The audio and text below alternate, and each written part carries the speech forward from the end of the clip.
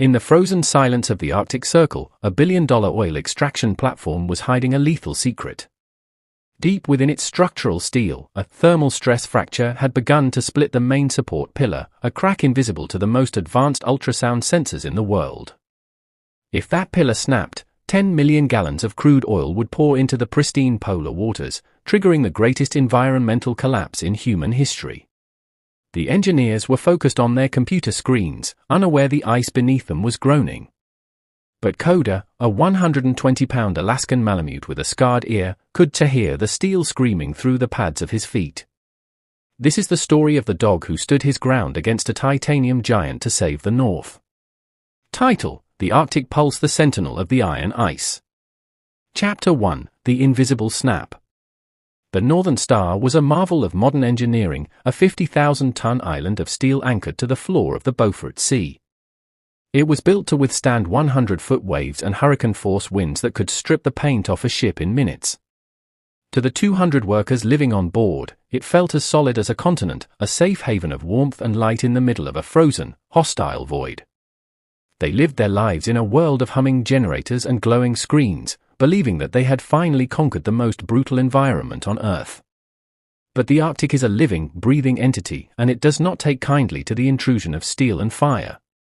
The extreme temperature differential, reaching over 100 degrees between the heated interior and the -40-degree exterior, had created a phenomenon known as molecular fatigue.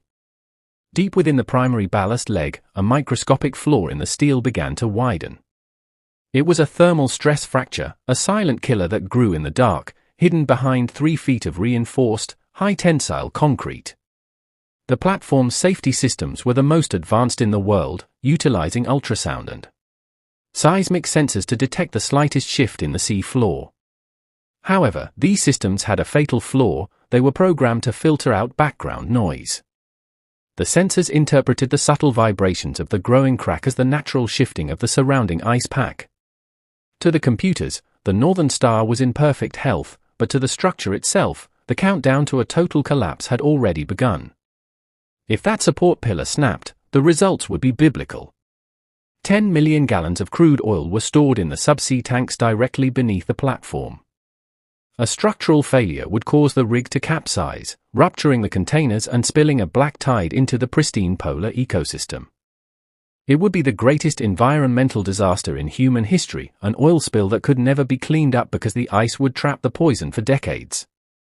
Amidst this invisible crisis was Koda, a 120-pound Alaskan Malamute with a scarred ear and a coat thick enough to survive a blizzard.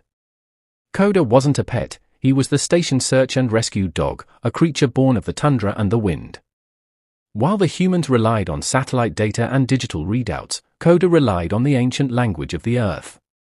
He spent his days patrolling the steel decks, but on this night, he felt a vibration that made his blood run cold. Chapter 2: The Seismic Sensor. Alaskan Malamutes possess a specialized skeletal structure that allows them to detect vibrations through bone conduction. While humans hear through the movement of air hitting the eardrum, Koda felt the world through the pads of his feet and the density of his skull. As the fracture in the support leg expanded by a fraction of a millimeter, it emitted a high-frequency shriek through the steel. To the humans, it was silent, but to Koda, it was like an electric shock traveling through his nervous system. He stood up in the middle of the crowded mess hall, his fur bristling like a wolf's in the hunt. He let out a low, guttural growl that wasn't directed at any person, but at the very floor beneath them. The workers, exhausted from their 12-hour shifts, laughed and tossed him a piece of bacon, thinking he was just restless from the storm outside. Just the ice pack groaning, Koda, the chief engineer, Miller, said with a tired smile. But Koda didn't take the food. His amber eyes were fixed on the deck plates, and his tail was tucked tight, a sign of extreme tactical alertness. He began to pace in a perfect, frantic circle around the coordinates of the main support pillar. His behavior shifted from restless to violent as he began to tear at the industrial carpeting with his massive claws. He was trying to reach the screaming steel beneath the fabric, desperate to show the humans the wound they couldn't see. The frequency was increasing. The molecular bonds of the titanium steel alloy were snapping one by one, creating a harmonic resonance that started to vibrate the metal furniture in the room. Koda's ears were flat against his head. The sound was now so loud in his bones that it was causing him physical pain. He lunged at Miller, barking with a ferocity that silenced the room. This wasn't a dog asking for a walk, this was a sentinel announcing a breach. Miller reached for Koda's collar to calm him, but the dog slipped away, heading for the heavy bulkhead doors that led to the control room. He stopped at the door and looked back, his chest heaving as he let out a mournful, sustained howl. It was the alarm of the north, a sound Malamutes have used for 1,000 years to warn their packs of a collapsing ice shelf. Miller finally felt a prickle of dread. He had seen Koda in blizzards and bear encounters, but he had never seen the dog look so terrified of the floor. Chapter 3, The 60-Second Warning. At 4 a.m., the fracture reached the critical limit, where the metal begins to stretch before it finally breaks. Koda crashed through the control room doors, his paws sliding on the polished floor. He didn't bark this time, he was beyond noise. He lunged at Miller, grabbing the engineer's heavy jacket sleeve in his jaws and dragging him with incredible strength toward the manual emergency station. The dog's weight was a solid anchor, forcing the man away from his digital console. Miller was confused and began to shout for help, but then he looked down at the coffee cup sitting on his desk. The liquid inside wasn't just rippling, it was jumping in a rhythmic, violent pattern. The frequency Koda had been feeling for hours was finally reaching a magnitude that even human senses could perceive. Suddenly, the entire room tilted by 2 degrees, a movement so subtle the senses ignored it, but one that Miller felt in his inner ear. The sound finally hit, a deep, metallic thrum that seemed to come from the very center of the earth. It was the sound of 50,000 tons of pressure finding a single weak point. Miller realized in a flash of adrenaline that Koda wasn't attacking him, the dog was the only sensor on the rig that hadn't been blinded by the storm. He reached for the manual emergency lever, the red handle, which would purge the ballast tanks and take the weight off the failing leg. As Miller reached for the lever, a secondary vibration shattered the glass windows of the control room. The rig was groaning, a sound like a giant's ribcage snapping under a mountain of ice. Koda stood his ground, his front paws planted firmly over the lever, guarding it as if his own life were the price of the city's safety. Miller slammed the handle down, hearing the hiss of the high-pressure valves as they began to dump thousands of tons of seawater back into the ocean. The platform shuddered violently, a 50,000-ton beast fighting to stay upright. For 60 agonizing seconds, the world was nothing but the sound of rushing water and screaming metal. The ballast tanks emptied, the weight shifted, and the Northern Star slowly leveled out. The silence that followed was deafening. Koda slumped to the floor, his body trembling with the aftershocks of the vibration he had fought for hours. Chapter 4, The Sound of the Deep.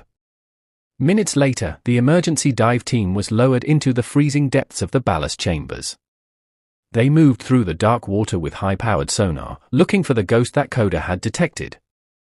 When the beams hit the primary support leg, the lead diver let out a gasp that echoed through the radio comms. The steel was jagged and torn, a 4-foot-wide thermal mouth that had opened up in the metal. "It's a miracle," the diver whispered, his voice shaking. If that ballast hadn't been purged when it was, the whole leg would have buckled within 60 seconds. The fracture was through 90% of the thickness. They looked at the ultrasound readings on their handheld units, the screens were still showing a clear signal. The sensors were looking for a different type of movement, proving that technology had been a useless witness to the disaster. Back on the deck, the engineers gathered in the sublevel, staring at the spot where Koda had been digging at the carpet. They realized that the dog had been listening to the molecular failure of the titanium. He had processed a data point that a billion-dollar computer couldn't understand, the sound of metal losing its structural soul. They stood in a circle around the Malamute, who was finally sleeping, his nose tucked into the warmth of his tail. The gravity of what had been avoided began to settle over the crew. If the platform had capsized, none of them would have survived the freezing water, and the Arctic would have been poisoned for a generation. They looked at their high-tech monitors with a new sense of distrust. They had been living in a world of digital lies, while the truth had been right there, vibrating through the paws of a rescue dog. Miller sat on the floor next to Koda, his hand still shaking from the adrenaline. He reached out and touched the dog's scarred ear, a symbol of a life spent in the service of humans who often forgot to listen. You heard it, didn't you, boy? Miller whispered. You heard the ice before it spoke.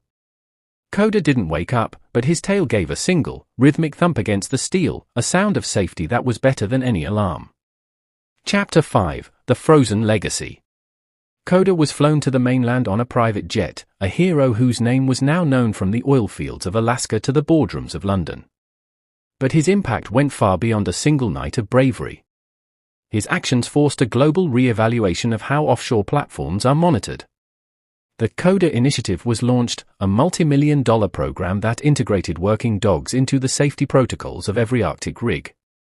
Scientists began to study the Malamute's ability to detect structural sound signatures, realizing that biological sensors could detect pre-failure harmonics that ultrasound often misses. New training centers were built, where dogs and engineers work side by side, learning to trust each other's instincts. They proved that in the most extreme environments on Earth, there is no substitute for the ancient, biological bond between man and dog. The Northern Star was eventually decommissioned and replaced with a new rig, but the crew insisted that a piece of the original steel, the section Koda had dug at, be preserved. It was melted down and formed into a small, silver dog statue that sits at the entrance of the new control room. It is a permanent reminder for every engineer who walks through those doors: do not trust the screen more than the living world around you. Koda's story became a legend among the people of the North, a tale told to children about the dog who held up a titanium giant. He wasn't just a survivor, he was a bridge between the world of machines and the world of the wild. He taught a generation of scientists that we are never truly safe until we learn to listen to the voices that don't use words. As for the Arctic, it remains a place of raw power and hidden dangers. The ice still groans, and the wind still howls, but there is a new sense of watchfulness on the rigs. They know that the Earth is always speaking, and they know that as long as they have their sentinels, they might just have a chance to survive. The Arctic pulse is no longer a mystery, it is a heartbeat they have learned to respect. Chapter 6: The Sentinel's Peace. Today, Koda lives on a vast ranch in the Alaskan interior, far away from the hum of the steel platforms and the smell of industrial oil. His days are spent chasing shadows across the tundra and sleeping in the shade of ancient spruce trees. His scarred ear is a badge of a life well lived, a reminder of the night he stood between a civilization and a catastrophe. He is no longer a worker, but a king of his own frozen kingdom. But sometimes, when the wind blows hard from the north, carrying the scent of salt and ice, Koda stands on the porch and tilts his head. He narrows his amber eyes, looking toward the horizon where the great lights dance. He isn't looking for a ball or a treat, he is listening. He listens to the deep vibrations of the permafrost, the shifting of the tectonic plates, and the hidden movements of the world beneath the snow. He is the sentinel of the North, a living reminder of a night when 200 souls were saved by a paw's width of intuition. His legacy is written in the clean water of the Beaufort Sea and the silence of the Arctic night. He proved that even in an age of satellites and AI, the most powerful tool we have is the one that walks beside us, breathing our air and sharing our fire. Miller visits the ranch every summer, bringing a bag of the finest steaks and a new toy that Koda usually ignores. They sit together on the porch, a man who trusts machines and a dog who knows better. They watch the sun set over the mountains, two survivors of a titan that almost fell. Miller looks at his watch, but Koda looks at the trees. The man is still checking the time, but the dog is checking the world. As the stars come out over Alaska, Koda lets out a contented sigh and tucks his nose into his fur. The earth is quiet, the ice is steady, and the guardian is at peace. But he is always listening. Because he knows that the world is a restless place, and he is ready to stand his ground again. Some heroes don't need to speak, they just need to feel the pulse of the world, and know when to drag us back from the edge. A billion-dollar computer said the platform was safe. A dog's paws said it was dying. If Koda hadn't dragged that engineer to the lever, the Arctic would be a graveyard today. If you believe that animals are the true guardians of our planet, hit that like button and subscribe right now. The question of the day: has your pet ever warned you about something before it happened? A leak, a fire, or even a storm? Tell me your story in the comments, I read every single one.